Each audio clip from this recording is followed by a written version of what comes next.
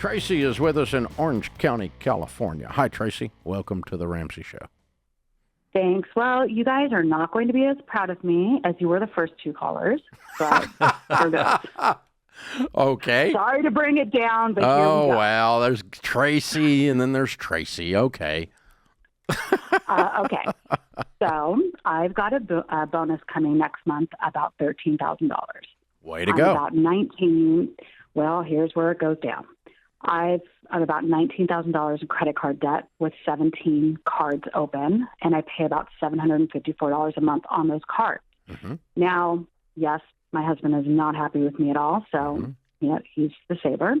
My question is, do I pay off as many of the lowest cards as possible and 30% on the bigger ones? I'm trying to figure out what I should do with my bonus money to get rid of as much of this debt as possible. Okay. Let's answer that, but let's kind of circle around it for a second before we do, okay?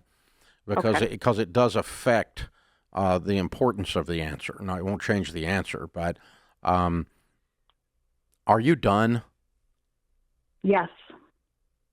You're done. You cut them all up? I'm done. Yes.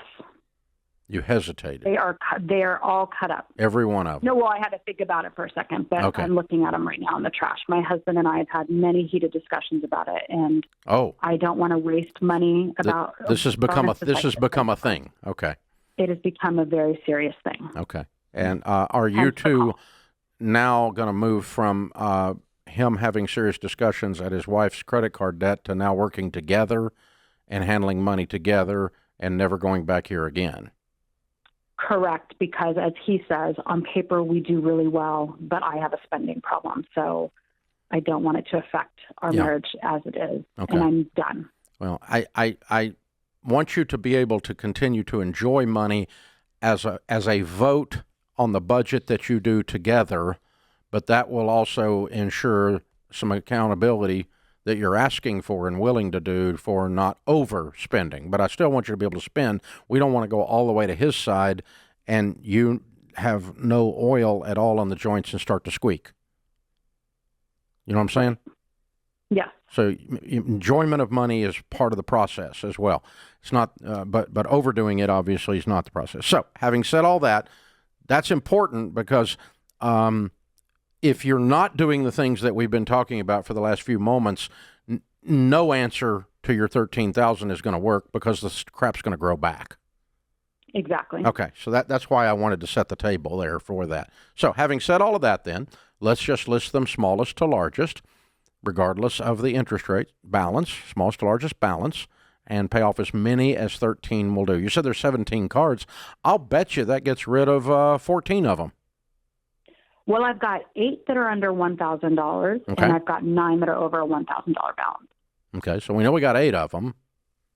That's 8,000, and then there's another 5,000, so I'm going to be pretty close. Might be 13 instead of 14, but depending on how those balances land. But the good news is, and I tell you, I have sat with people, Tracy, in the past, like years ago when I first started doing this, and I was amazed at what it does to your emotions. Like when we would make a list of all of their debts, smallest to largest, and then we would look over and say, hey, you have $11,000 in a savings account.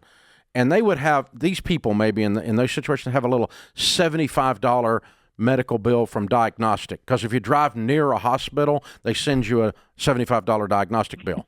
You don't even have to go in. You just drive past, they send you a bill. It's like automatic. It's like a camera on the car. And so, you get all these little mosquito bills, I call them, little tiny ones. And we make there'd be a list of 30 or 40 things when people first start this that have been just hanging around because they were disorganized and chaotic. And we would take $10,000 and wipe out like 3/4 of the list. And it feels like you did more than you actually did mathematically. You see what I'm saying? Yes. And when you knock out 13, 14 of these things, you're gonna get that sense of emotional momentum. Yeah. And Tracy, I'm going to challenge you I mean, first of all, every penny. So let me make sure you hear us. Every penny of the 13. So that's going to leave you with $6,000 left. And I would keep the momentum going because I think you're going to get a real shot of dopamine when you strike a check and you cut it down to $6,000. But then I would be selling things. I would be looking for extra opportunity to make some money. And put it on paper, just as you list out all of those knock debts. out the rest of it real fast. How quickly can I knock out the $6,000? And if you do that before we cut the check for 13, so it all happens 1, 2 punch, I think you're going to be surprised how quick you knock out the $6,000. It's going to change your marriage. It's going to change all this emotion that's been around these heated conversations. Yeah, congratulations. Yeah, and we're thankful to have you in the listening audience and proud of you. As you say, Dave, she's sick and tired of being sick and tired. Yeah, that's when you finally say, I've had it. Yeah. That's when you're ready to change. Until you had your I've had it moment. And she has. Yep, you can tell. Yes. And no one can have it for you. Isn't that the truth? Your husband can't have it for you. That's right. You know. It's true. I now value my marriage and the quality of my marriage, not just my marriage, but the quality of my marriage above the spending pattern. Yep. I've had it. Yeah. And that's an adult decision right there. It's not a baby. So she said we weren't going to be as proud of her as the other two. I'm proud of her. Yeah, I agree. I think she's doing really good. I absolutely agree because in some ways, the constitution that it takes emotionally, mentally, you're going to have to really go after this, change the way you live and think. That's to be admired, Tracy. Yep. It's to be admired. That's change isn't easy. Transformation is one of the hardest things humans do. Oh. Yeah. Yeah. So, it's interesting. You're talking about this idea that go ahead and lay out the plan for the other 6,000. That's so there's two things here you guys need to listen and hear very clearly if you're fighting debt. Number one, when you pay off smallest to largest, you get a positive feedback loop, okay? This is telling you you're winning, you're winning, you're winning, you're winning, you're winning. There's a light at the end of the tunnel that's not an oncoming train. And so you will keep with something that gives you a positive feedback loop. That's a psychological phrase. Go look it up, okay? So if you're getting some wins, if you go on a diet and you lose weight, you'll keep doing it. If you go on a diet and you gain 2 pounds, you quit.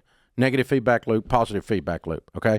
So you need things that. The second thing that happens is, and we do it here on the air with people, and they don't even realize we're doing it to them, is that when you lay out the math for the first time and you go, I really can do that in about 4 months. Mm-hmm. Wow, I never, by Christmas, the math, when you lay out a plan, even though you've absolutely done nothing yet, you just laid out a plan. That's all you did. You just recognized it is doable. Yes. But you've actually done nothing. Your stress goes way down. Yeah. Because your hope goes way up. Oh, it's so true. And that's from a power of focus.